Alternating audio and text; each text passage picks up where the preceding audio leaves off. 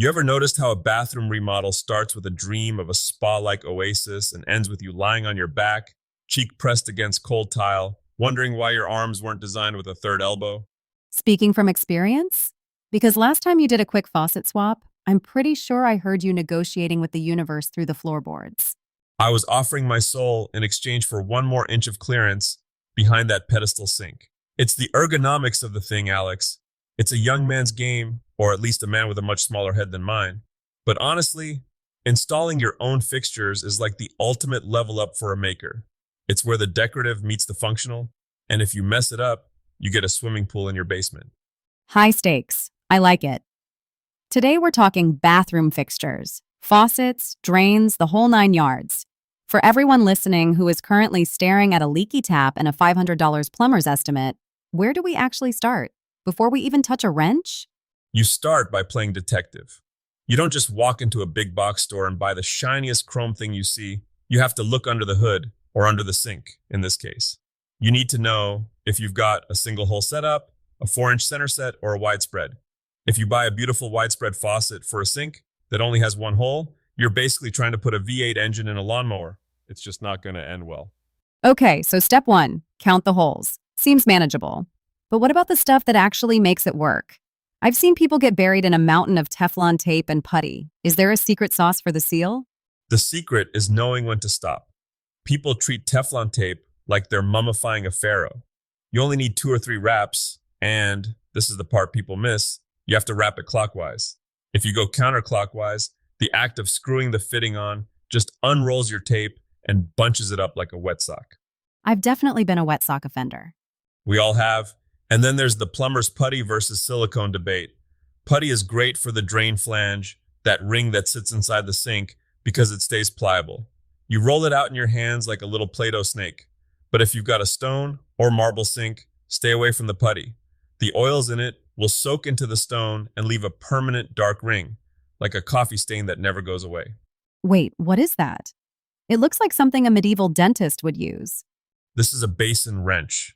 It is the only reason I still have my sanity. If you try to tighten the mounting nuts behind a sink with a standard adjustable wrench, you're going to spend 3 hours turning it 1/16 of an inch at a time while your shoulder goes numb. This thing reaches up into that dark, narrow abyss and grabs the nut from below. It's the difference between a 10-minute job and a weekend of regret. So, tool list, basin wrench, adjustable wrench, bucket, obviously, and maybe some knee pads? Knee pads are not optional unless you hate your future self. And a headlamp.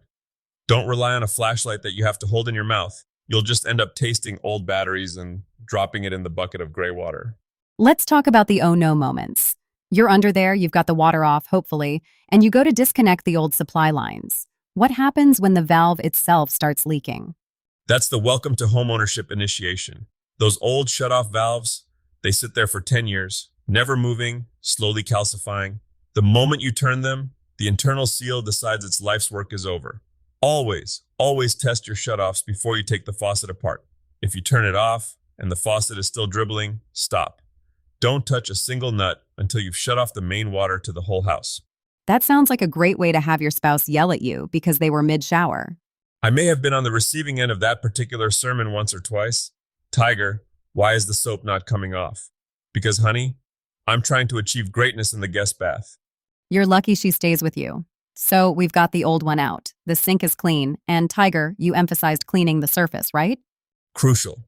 If you leave a crust of old putty or mineral deposits on that porcelain, your new faucet will never sit flat. It'll wiggle. And a wiggling faucet is the hallmark of a job done in a hurry. Get a plastic scraper, not metal, you don't want to scratch the finish, and get it back to smooth, pristine white. The drain always feels like the trickiest part to me. There are so many rubber gaskets and plastic nuts. Which way do they even go? Think of it like a sandwich. You've got the flange on top with your putty snake. Underneath the sink, you've got that big, thick rubber gasket. The cone shape of the gasket always points up into the hole. That's what actually stops the water. Then the friction washer, then the nut. If you put that rubber gasket on upside down, you'll be chasing a leak for 3 days. And the P-trap? The U-shaped pipe? Every time I touch one, it feels like I'm playing a game of Tetris where the pieces keep changing size. The P-trap is a masterclass in patience. The mistake people make is over-tightening the slip nuts. These aren't lug nuts on a truck. They're plastic. You want them hand tight, plus maybe a quarter turn with pliers. If you crank down on them, you'll crack the plastic or distort the washer, and then, guess what? More leaking. It seems like the common thread here is gentle strength. Don't Hulk smash the plumbing. Exactly. Metal-to-metal connections like the supply lines to the faucet shanks? Sure, give them a good snugging. But plastic to plastic, treat it like you're holding a baby bird. Firm, but not crushing. What's the biggest pro tip you've picked up over the years? The one thing that makes it look like a professional did it instead of a guy with a YouTube degree? Before you walk away and call it a success, take a piece of dry toilet paper and wrap it around every single connection. Run the water, hot and cold, for 5 minutes. Then check the paper. Even a microscopic weep that you can't see with your eyes will show up on that paper. If it's bone dry, you've won. If there's a damp spot the size of a pinhead, you haven't finished the job yet. That's actually brilliant. It's the trust but verify of the plumbing world. And one more thing, flush the lines. Before you connect the new faucet's delicate internal valves, run the water into a bucket for 10 seconds. You'd be amazed at the bits of rust and solder that live in old pipes. If that junk gets into your brand new $300 faucet, it'll never flow right again.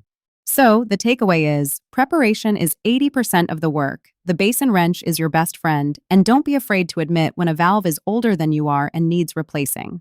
You got it. It's not about being a master plumber, it's about having the respect for the water to know it's always looking for a way out. Your job is just to make sure the only way out is through the spout. Well, I feel slightly more confident and significantly more terrified of my guest bathroom now. That's the sweet spot, Alex. That's where the best work happens.